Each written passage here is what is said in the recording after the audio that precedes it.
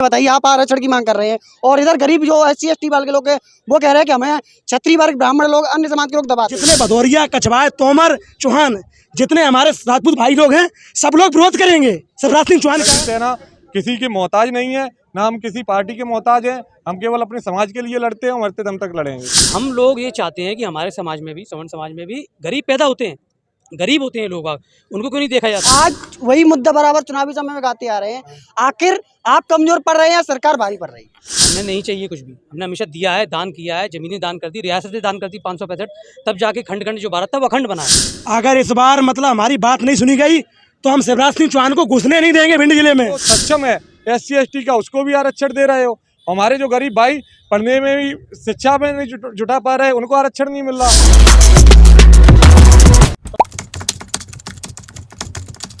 इस समय अभी हम पहुंचे हैं भिंड शहर में। यहाँ लगातार राजपूत करणी सेना के हमारे प्रदेश अध्यक्ष हैं और यहाँ राजपूत करणी सेना पिछले 3 दिन से ग्वालियर से भिंड तक पद यात्रा कर रही है। इनकी कुछ मांगे हैं, क्या मुख्य मांगे और क्या चाहती है राजपूत करणी सेना, इसके बारे में हम यहाँ से सभी करणी सेना राजपूत समाज के लोगों से बात करेंगे और जानेंगे आपकी क्या उद्देश्य है कि भिंड में आपने यहाँ जो आज जाम लगाया है, क्या मांगे, क्यों राजपूत करणी सेना आज चुनावी समय में आक्रोशित हुई है।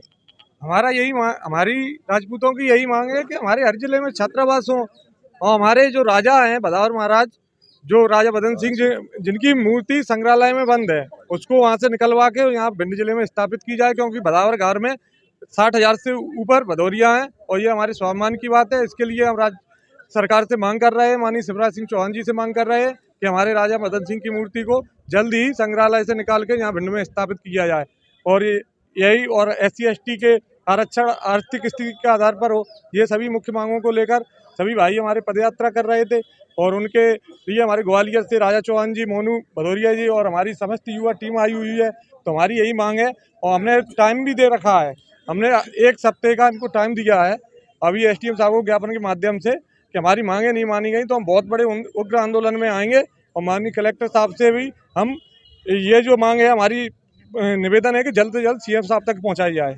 राजपूत करणी सेना जो शुरुआत में उभर के आई, यानी क्या मुद्दा था, वो मुद्दा यही लेके आई कि सवर्ण को लेकर आज वही मुद्दा बराबर चुनावी समय में गाते आ रहे हैं। आखिर आप कमजोर पड़ रहे हैं या सरकार भारी पड़ रही है? नहीं, हम कमजोर नहीं है। हमने अभी तक सरकार का रवैया जो देखा, हमें आश्वासन पे आश्वासन मिले तो इसलिए हम लोग अभी तक शांत थे। अब जब हमें लग रहा है कि सरकार हमारी नहीं सुन रही है तो हम भी आंदोलन करेंगे।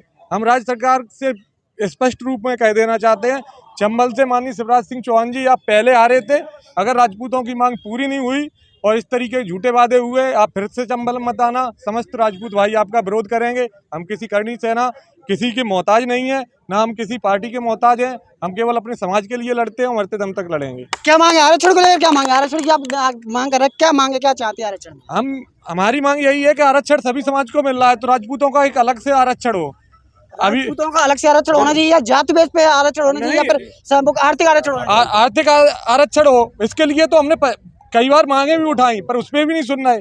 हम ये कह रहे हैं सभी समान है, तो आप गरीबी की हालत पे आरक्षण दीजिए। आप फिर जो सक्षम है SC ST का, उसको भी आरक्षण दे रहे हो। हमारे जो गरीब भाई पढ़ने में भी, शिक्षा में नहीं जुटा पा रहे, उनको आरक्षण नहीं मिल रहा। उनको आरक्षण नहीं मिल रहा। भाई साहब ये बताइए, आप आरक्षण की मांग कर रहे हैं और इधर गरीब जो SC ST वाले के लोग हैं वो कह रहे हैं कि हमें क्षत्रिय वर्ग, ब्राह्मण लोग, अन्य समाज के लोग दबाते हैं।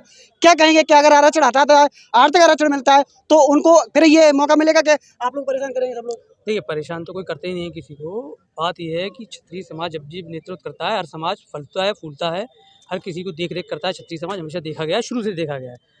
और आरक्षण की बात यह है कि हम लोग आरक्षण की मांग नहीं करते, हमें नहीं चाहिए कुछ भी, हमने हमेशा दिया है, दान किया है, जमीनें दान कर दी, रियासतें दान कर दी 565, तब जाके खंड खंड जो भारत था वो अखंड बना है। हम लोग ये चाहते हैं कि हमारे समाज में भी, सवर्ण समाज में भी गरीब पैदा होते हैं, गरीब होते हैं लोग, उनको क्यों नहीं देखा जाता।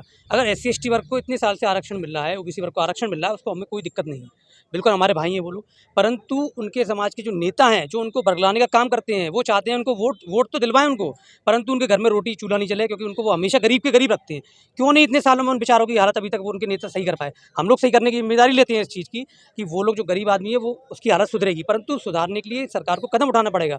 उनके नेताओं को पैसा बांटने के अलावा उनके घर तक जो रोटी चल नहीं रही है, जो चूल्हा नहीं चल रहा है, उस तक आरक्षण पहुँचना भी तो चाहिए। वो पहुँचाए आरक्षण, हमें कोई दिक्कत नहीं किसी के आरक्षण, परंतु वहाँ वो पहुँचना चाहिए। इंसान इंसान होता है, जाति बाद में होती है। गरीब व्यक्ति क्या मरना गरीब चाहता है कि जो पैदा होता है वो चाहता है उसकी हालत सुधरे। वो किस पे डिपेंड है? वो सरकार पे डिपेंड है। कहीं ना कहीं व्यवस्थाओं को जो टैक्स भरते हैं बेचारे, वो किसके लिए भरते हैं? कि टैक्स जमा कर रहा है वो कहीं ना कहीं देश के लोगों तक पहुंचता है। जो टैक्स जमा करता है उसको जिम में नहीं जा रहा है, वो उन लोगों तक जा रहा है। वो बेचारे गरीब हैं, फले फूले, उनका ध्यान नहीं रखते। उनके नेता उनकी रोटी पूरी खा जाती है। उनके नेताओं से हमें बात करनी है, उनके नेताओं को चैलेंज देना है। 40 नंबर वाले कलेक्टर बनते हैं, 80 नंबर वाले चपरासी बनते हैं, क्या कहेंगे आप? इस पर ये कहना चाहूँगा कि हमारे क्षत्रिय समाज में भी कई सारे गरीब हैं और हमने ये जो पैदल यात्रा निकाली थी अपनी 4 दिन की, उनमें हमारी प्रमुख जो 5 मांग थी, प्रथम मांग हमारी थी क्षत्रिय आयोग बनाने की। द्वितीय हमारी जो मांग थी वो SC/ST एक्ट की तर्ज पे क्षत्रियों के लिए भी एक अलग से एक्ट बनना चाहिए। तीसरी हमारी जो मांग थी उसमें हमारा राजपूत बोर्डिंग हर ज़िले में बननी चाहिए, जिस प्रकार से ग्वालियर में बनी हुई है उस तरीके से पूरे ज़िले। उसके बाद में हमारे पास इतिहास पढ़ने के लिए और अलग से हमारे लिए लाइब्रेरी होने चाहिए हर ज़िले के लिए, क्योंकि हमारे भी गरीब युवा पढ़ना चाहते हैं, हमारे को कोई स्कॉलरशिप और कुछ नहीं मिलता है।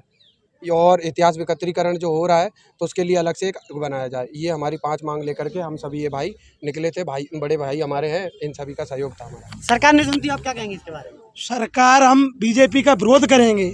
अगर इस बार मतलब हमारी बात नहीं सुनी गई तो हम शिवराज सिंह चौहान को घुसने नहीं देंगे भिंड जिले में। राजपूत समाज पूरा इकट्ठा है हमारा, और जितने भदौरिया, कछवाए, तोमर, चौहान, जितने हमारे राजपूत भाई लोग हैं, सब लोग विरोध करेंगे शिवराज सिंह चौहान का अगर हमारी मांगे नहीं मानी गई। पिछली बार श्री राम, पिछली बार विरोध किया था आपने, पिछली बार भी विरोध किया था, फिर सरकार बन गई, अब क्या करने वाले हैं? चलेगी ना। सरकार जब हमने विरोध किया था, उन्होंने माई के लाल के ऊपर उनकी सरकार कर गई थी और सरकार बनी नहीं थी। सरकार उन्होंने पैसे तब बना ली। आज खरीद के बन गई। हाँ। आप आरोप लगा रहे हैं आज खरीद के बनेंगे। और जो राजपूतों के हित की बात करेगा वही राज करेगा। अगर कोई ये सोचा कांग्रेस हो चाहे भाजपा हो, जो राजपूतों की बात करेगा वही राज करेगा। हमारी जनसंख्या इस प्रदेश में, हमारे क्षत्रिय समाज की जनसंख्या इस प्रदेश में 15 से 18% है। अगर माननीय शिवराज जी को गलत लगता है तो जनगणना करा के देख ले, आपको खुद पता चल जाएगा हमारी कितनी जनसंख्या। हर विधानसभा बार हम कई सारी विधानसभाओं में तो 22 से 25% आते हैं, और फिर भी हमको अगर हमारा अलग से हमको कुछ नहीं दिया जाता है तो ये हमारे साथ छल किया जा रहा है। जबकि संविधान में लिखा हुआ है सब समान है, सबके समान अधिकार है, फिर भी हमारे साथ इतना शोषित वंचित जैसा हमारे साथ सरकार, चाहे वो बीजेपी हो या कांग्रेस हो, सभी हमारे साथ ऐसा ही करती है। आखिर भाई साहब आप बताइए, आम पब्लिक से भी हम जान लेते हैं राय, ये बताइए, आप भी हैं, आप आ जाइए, ये बताइए, ये आरक्षण जो 10 साल के लिए शायद बाबा साहब ने किया था, ऐसा सुने, ऐसा है, लेकिन अब ये बढ़ा है तो क्या वजह है, कैसे इतना बढ़ गया कि आज 40 नंबर वाले लगातार चपरासी बन रहे हैं, वो 40 नंबर वाले कलेक्टर बन रहे हैं और 80 नंबर चपरासी पद मिल रहा है, क्या कहेंगे इसके? जो सब राजनीतिक पार्टियां अपने फायदा के लिए वो हमेशा इसी तरह मतलब फूटें डाल रही हैं समाज में। अगर इस तरह से वो फूटें नहीं डालें तो उन्हें वोट करेगा कौन? इसलिए वो मतलब आरक्षण का वो उन्हें प्रोत्साहन दे रखा है, लेकिन आर्थिक आधार पर आरक्षण होना चाहिए। आर्थिक आधार पर आरक्षण होना चाहिए। यहाँ राजपूत समाज लगातार ये पिछले कई सालों से आंदोलन करता आ रहा है और एक ही मांग है कि आरक्षण जातिवाद पर नहीं, आर्थिक आरक्षण होना चाहिए। आर्थिक आरक्षण से सभी जातियों को उनको लाभ मिलेगा, लेकिन यहाँ जब तक इनको आरक्षण का जातिवाद नहीं खत्म होगा तब तक मध्य प्रदेश में यही हालत होगा और करनी सेना लगातार विरोध करती आएगी। बिल्कुल, हम सभी भाई पहले भी विरोध किया था माई के लाल शब्द पे, आने वाले समय में विरोध करेंगे। हम किसी नेता की बंधु है थोड़ी ना। एक सवाल और है हमारा, आप राजपूत करनी सेना के लगातार भिंड में 5 राजपूत समाज के विधायक हैं, यानी 1-2 मंत्री भी हैं, इसके बावजूद भी अगर इनकी नहीं सुनवाई हो रही तो इसमें दोषी कौन माना जाए? हम तो दोषी उन्हीं को मानते हैं, अपने समाज के लोगों को, जो हमारे जब चुनाव आता है तो हमें गिनाए दिए जाते हैं कि हमारे बदावर में भी 55,000 भदौरिया, कछवाए गार में अपनी 50,000 कछवाए हैं, बन गए। डॉक्टर गोविंद सिंह जी बन गए, हमारे संजू विधायक जी बन गए, अरविंद सिंह जी बन गए, OPS भदौरिया जी बन गए। फिर भी आज सबसे ज़्यादा अगर पिछड़ा हुआ है तो राजपूत समाज है। हमारे साथ जितना अन्याय हमारे साथ में हुआ है वो आज तक किसी के साथ में नहीं हुआ। हमारे समाज पे आए दिन झूठे SC/ST के मुकदमे लग रहे हैं, हमारे समाज के नाम मिटा के अपने जबरदस्ती लोगों के नाम लिख दिए जाते, फिर भी हमारे समाज के जनप्रतिनिधि चुप हैं। तो इसके लिए उन्हें तो बहुत बहुत धन्यवाद, और आने वाले चुनाव में भी हम समस्त युवा और राजपूत भाई बिल्कुल धन्यवाद देंगे। सभी करनी सेना के लोगों ने लगातार अल्टीमेटम दिया है कि अगर अब नहीं सुधरे तो सुधर जाओ, चुनाव में आपको इसका जवाब देंगे। ग्राउंड जीरो पर रिपोर्ट देखने के लिए सब्सक्राइब कीजिए सावधान हिंदुस्तान और देखिए आपकी ग्राउंड की खबरें अरविंद शर्मा ततावली के साथ।